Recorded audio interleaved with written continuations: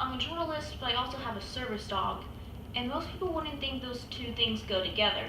But I want to show that just because I have a service dog doesn't mean I can't be a journalist. A lot of people believe that, like, oh, because I have Blossom, I can't do certain things. But I can, or if it's difficult, I just find a way to work with it instead of against it.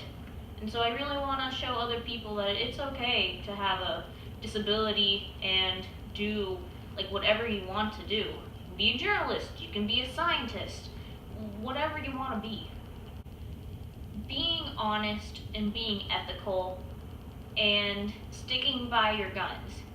Because in the world now, there's such a negative opinion on the media, and there's always fake news, and the lines are beginning to blur between person and journalist, and the ethics are starting to disappear. And I really just want to be a good, honest journalist who does her best to promote fair and truthful storytelling. Well, it all started in high school, and it started beginning with me not wanting to touch doors from other people because they had a story about how people wouldn't wash their hands, and I just started thinking about it, and it just kind of took off from there.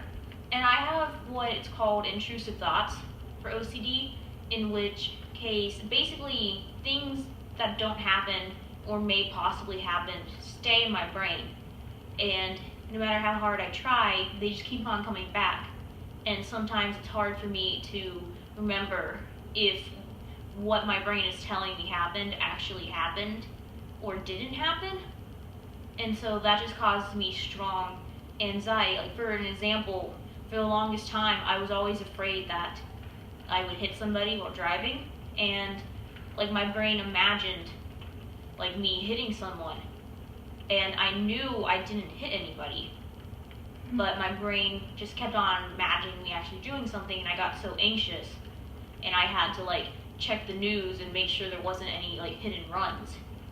So it was terrible, and it all came to like a front in junior year of high school because I just didn't talk to anybody about it, and it just down spiraled, and it ended up with me first going to a psychiatrist, and then recently going to another doctor where I got medicine prescribed, and then eventually I got Blossom. And so now things are kind of better. I have the right medication, Blossom's here to support me, and I'm not as anxious or I'd say manic anymore.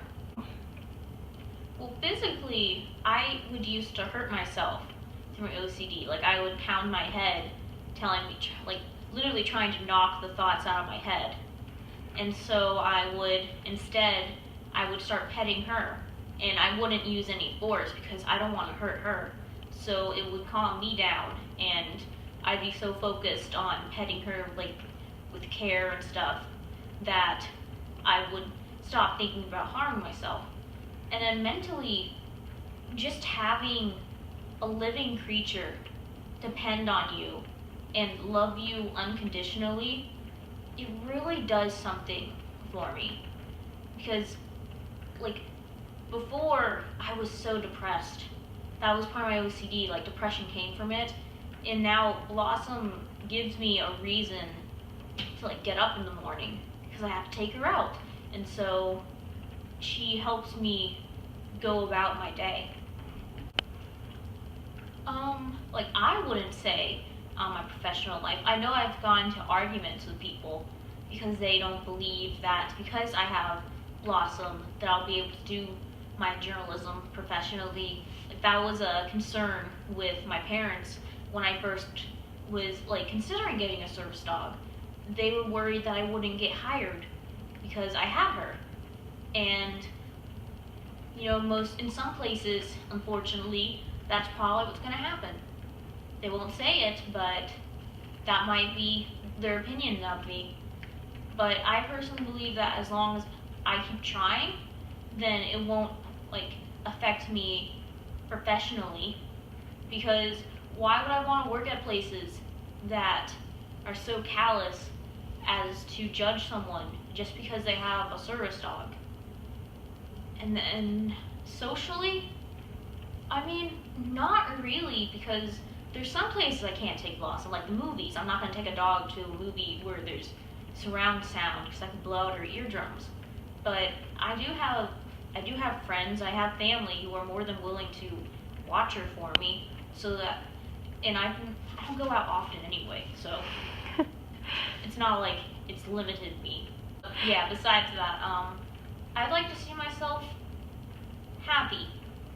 Happy with what I'm doing, happy with whoever I'm with, happy with my family, happy with my friends, and just, I don't know, like in 10 years, Blossoms might probably not gonna be there, but I still want to be happy and continue her legacy on by giving homes to other animals that may have not had the best of life. Like Blossom, I don't know what her life was before me, but from like the vet records, it wasn't the greatest. And to do what I've done for her is to give her a home with people who love her. I would like to give homes to other animals that need that love, so that they can have like the time and they can be given a life where they can show love for other people.